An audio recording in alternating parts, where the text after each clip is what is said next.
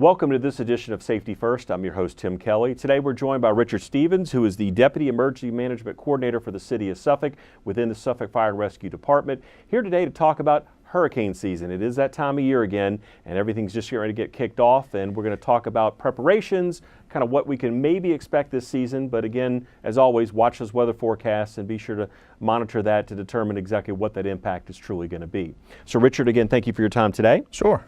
Well, as we talk about the 2018 season, which has not technically officially begun, but it's here in the figurative sense, what are the predictions at this point calling for the season as we're sitting here today? Well, that seems to be everybody's favorite topic this time of year. Right. And the early predictions came out in April of this year from Colorado State University. They put them out initially. Right. And right now they're predicting a slightly above average season with 14 named storms, 7 of them hurricanes, 3 of them major, which is category 3 or above. Okay. As opposed to last year where we had slightly above average hurricane season, which is more than what they were predicting this year as well.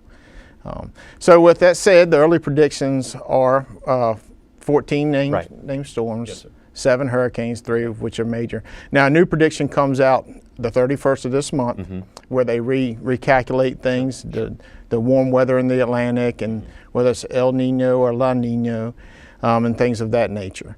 And then they'll come out again July 2nd, and then again in August 2nd. Gotcha. And you may be asking, why do they come out so late August 2nd into the hurricane season? And that's because our peak hurricane timeline is about August 20th to the middle of September is the peak hurricane season. So they want to try to get a good forecast for that time of year.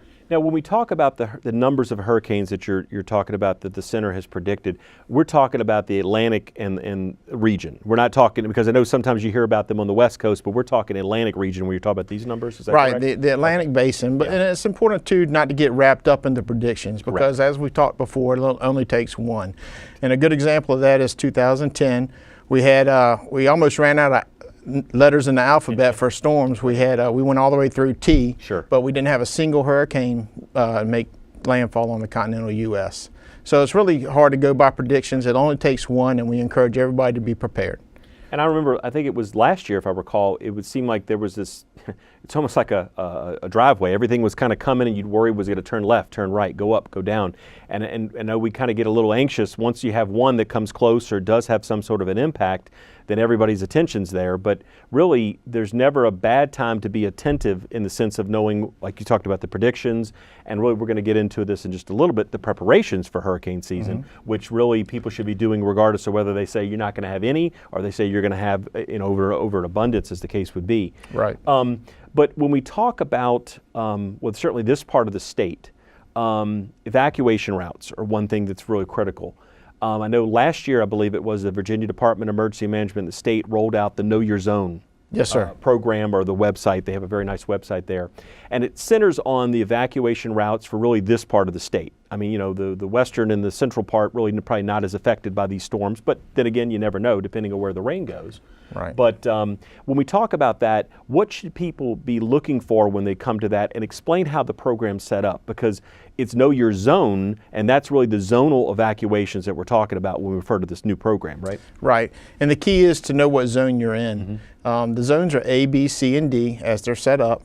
And for example, if a hurricane is coming, they take into account the speed, the direction of travel, and so forth, as far as how close you live to the coast, as far as what zone you're in. Sure. If emergency management officials or city officials say that zone A should evacuate, well then it's no need for zone B, C, and D to evacuate. Correct. Simply only zone A. Got it. And that could be as simple as going a little further inland into the city of Suffolk, as a matter of fact. Right. If you're in zone A along the Nansemond River, you can avoid flooding sometimes simply by going to stay at one of the nice hotels, in another area of Suffolk. Right.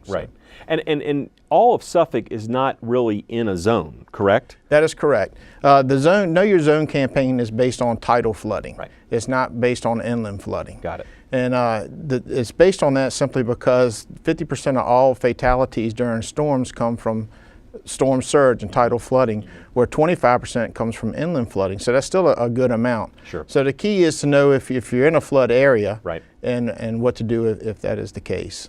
So when you look at the map as far as the know your zone and how the zones are laid out, certainly the folks a little more to the east of us are going to have more probably percentage of their city that is in a zone in one way or another, just due to the proximity to the coast. But again, with where we are, northern Suffolk and some of the tributaries and things like that that run through here is where we talk about this tidal flooding that you're referring to, correct? That's correct. Yeah.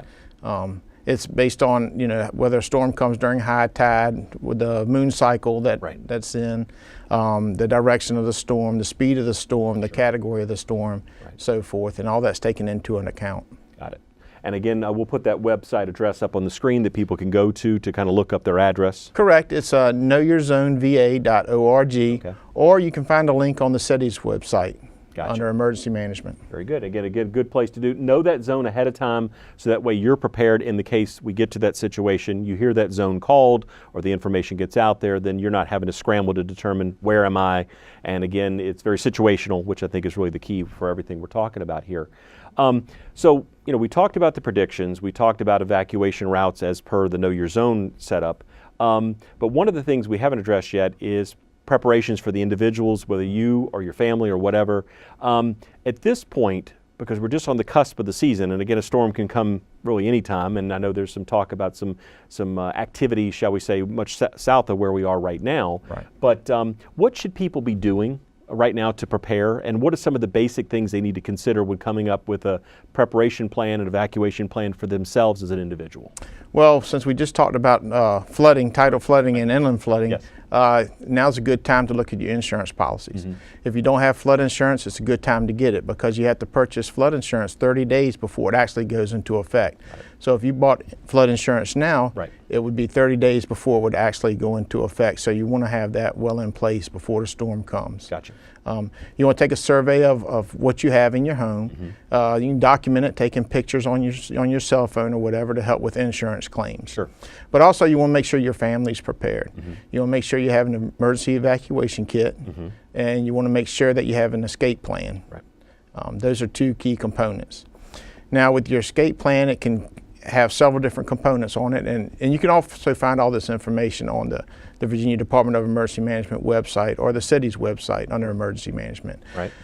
But you want to have a plan with your family. So if you're separated, you have phone numbers, you have everything you need, where they're going to be, if they have to evacuate, what location they're going to go to, and so forth. So everybody can be accounted for, because that's what everybody seems to worry about. As far as your kit, mm-hmm. You want to make sure you have basic first aid supplies, whether it's a kit that's already put together or you make one yourself. Mm-hmm. You want to make sure that you have all the basic items that you need. For example, you want to have a gallon of water a day for at least 3 days. You want to have a 3-day supply of water and non-perishable food. Got it. And with the non-perishable food, you want to make sure you have a can opener to be able to open the cans if electricity goes out. Sure. But you also want to make sure you have a copy of all your medications. Mm-hmm. Whether you evacuate out of the area or you evacuate to one of our 3 main shelters in the city. Yes. You want to make sure you have your medicines with you, or at least a list, so that if you need them, we can try to make arrangements to get them for you. Gotcha. To make sure you're taken care of. But also, you want to make sure your pets are taken care of. Right. Our pet-friendly shelter is Nansemond River High School. Okay. So if you have a household pet and you don't want to evacuate without your pet, you can go to Nansemond River High School with your household domestic animal. Got it. If you have a medical condition, you want to make sure you evacuate, if you go to a shelter, to Kings Fork High School. That's our quote-unquote medical shelter. Got it. Because the building's fully has a generator that fully powers the whole building. Understand. So if you're on oxygen or some type of electrical device, mm-hmm. you're you're able to charge or utilize it at that facility. And then Lakeland is our 3rd main shelter. Got it. Which is just a general population shelter. But certainly you won't get turned away from any of the shelters. Right. But those, of course. If you have a pet, you Right. need to go to Nansemond River. And if you have a medical condition, it's probably best to go to Kings Fork. Well, I mean, like you said, they're better equipped to service that aspect of things. And of course, you talk about Nansemond River being pet friendly. Mm-hmm. I mean, that's a very specific thing, and they need to make sure the arrangements are made there. And as far as, when a shelter opens or doesn't open in the city, certainly in the event that there would be an emergency requiring that, we'd be putting the information out, on our website, through social media, through media releases, through the government TV channel, the Suffolk Municipal channel here, using those resources to get that information out there to the public so they're aware where they can go in the event that an evacuation of such is ordered, correct? That's correct. You always want to make sure you pay attention to the news, your city officials, and follow their guidance and what they recommend. That way they'll put you in the best situation possible.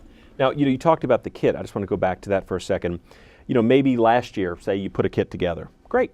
But maybe you dipped into it and took something out. I need to see some water. I'll grab it out of there, or go back and look at that, look at expiration dates on items and things like that, correct? This is a good time to be reevaluating what you've got in there from if you already have one from the past, correct? That's correct. An individual needs change, and their escape plans that they may have in the kit change. So you do want to keep that updated, right?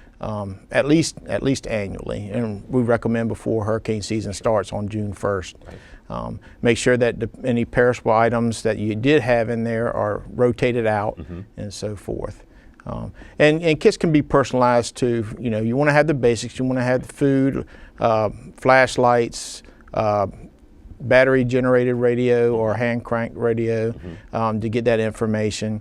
But you can also personalize it if you like Snicker bars or whatever the case may be. You can put those personal items in there. Sure. Games for the kids, personalize it for your family once you have the basic necessities in that kit. And probably should also plan, given you talked about cell phones earlier, having chargers for those, because you might go to a center and they might have an outlet, but they're not going to necessarily be providing the charger for your phone, correct? That's right, and that's where you can personalize your kit. If you have a specific type of phone that requires a specific type of charger, you can utilize that by having it in your kit, having an extra one. Now, I know in your hand you have, we talked about the state earlier, but this evacuation guide.